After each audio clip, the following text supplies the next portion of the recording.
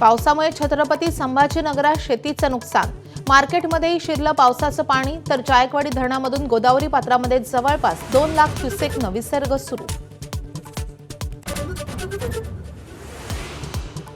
नाशिकमध्ये गोदावरीनं धोक्याची पातळी ओलांडली, दुतोंड मारुती पूर्णपणे पाण्याखाली, रामकुंड परिसरातील दुकानांमध्ये पुराचं पाणी, नाशिकला पुन्हा अतिमुसळधारेचा इशारा। मराठवाड्यात पावसाचा जोर ओसरला तरी पूरस्थिती कायम, धाराशिव, बीड, जालना, परभणी, नांदेड पुराच्या विळख्यामध्ये, सोलापुरात सीना नदीला पुन्हा पूर।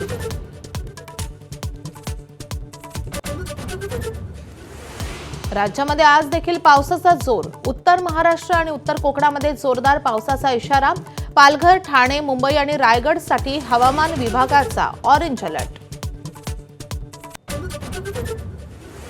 पूरग्रस्तांच्या मदतीसाठी फडणवीसांनी दिल्लीमध्ये बंड करावं, मदतीसाठी मुख्यमंत्री पदही पणाला लावा, संजय राऊतांचा खोचक सल्ला, तुम्हीच बंड केलं म्हणून जनतेनं घरी बसवलं, भाजपचं प्रत्युत्तर।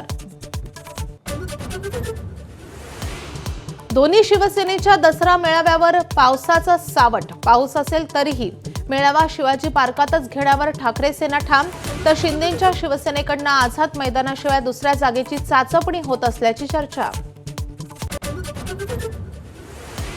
ठाकरे सेनेनं दसरा मेळाव्याला लागणारा खर्च पूरग्रस्तांना मदत म्हणून द्यावा, भाजपची मागणी, उद्धवराव आता वेळ कृती करण्याची असं म्हणत लगावला टोला। राहुल गांधींच्या छातीत गोळी घालू, टीव्हीवरील चर्चेदरम्यान केरळमधील भाजप प्रवक्ते प्रिंटू महादेवन यांची धमकी, काँग्रेसचं अमित शहांना पत्र लिहून कारवाईची मागणी।